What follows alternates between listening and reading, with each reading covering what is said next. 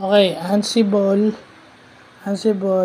Chef, and Puppet in networking. So, ano tong tatlong terms na to sa networking? Ito ay ginagamit sa network configuration management. And ito rin ang ginagamit mag-automate ng network at mag-monitor ng company servers.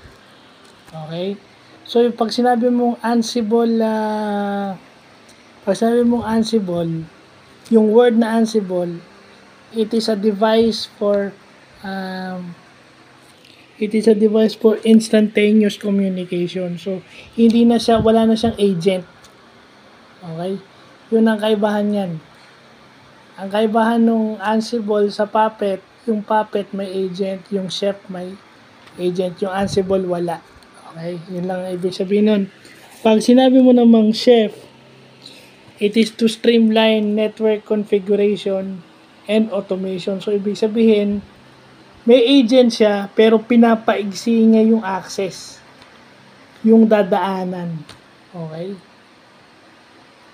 Kasi siguro ang dumadaan sa kanya is yung mga information na okay, so yung mga tao, streamline. Pag sinabi mong streamline, pinapaigsi, ini-expedite.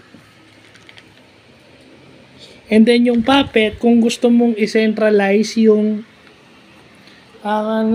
gusto mo gawing centralize yung network, isang baksakan. 'Di ba? Meron siyang pinaka-hub, pinaka-main hub. Yun yung Puppet. No?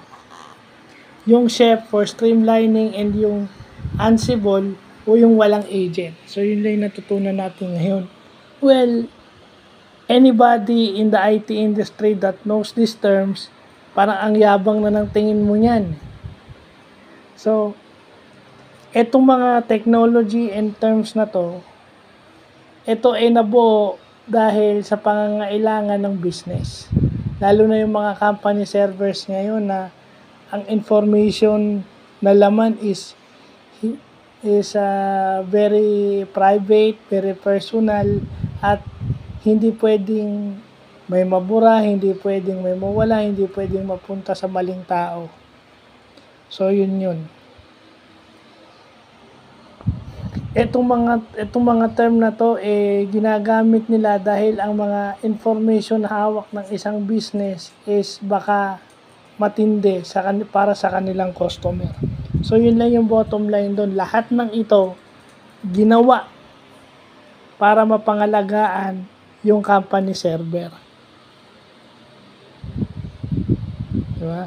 So, yun yung mga bagong term na natutunan natin. Kasi, pag nasa IT ka lang, Ansible, Chef, Puppet.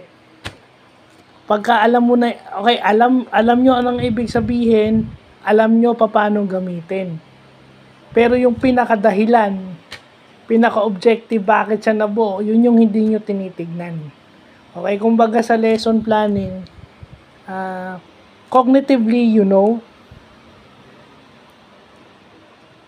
skills-wise, kaya nyong gawin, kaya nyong i-configure, pero yung affective, yun yung nawawala yung pinaka-objective. Kasi alam nyo, tsaka kaya nyo. Hindi lang porket alam nyo, tsaka kaya nyo, okay lang.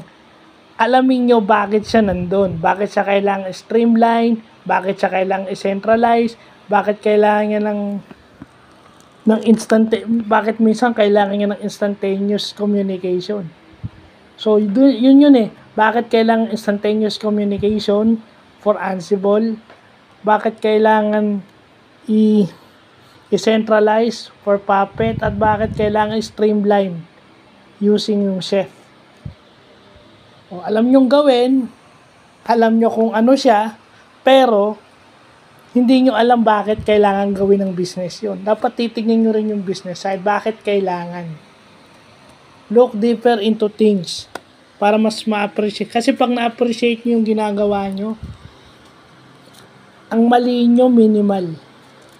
Pag alam nyo yung objective, bakit kailangan i-centralize? Puppet yan. So, bakit kailangan gamitin yung Puppet? Bakit kailangan siyang i-centralize? Bakit kailangan gamitin yung Chef for streamlining o pagpapaigsi ng proseso? Bakit kailangan ng instantaneous communication para gamitin yung Ansible? Alam nyo na siya eh. Alam nyo na ibig sabihin, alam nyo na paano gawin, pero kung bakit kailangan gawin ng business, yun pa yung kailangan nyong malaman. Hindi lang yung basta, sige nagagawa ko. 2 out of 3 is not 3 out of 3. Hindi porket alam nyo yung dalawa at yung isa hindi, pwede na hindi. It should be, pag 3 out of 3 factors yan, 3 out of 3 lahat, alam nyo dapat. So, yun lang po.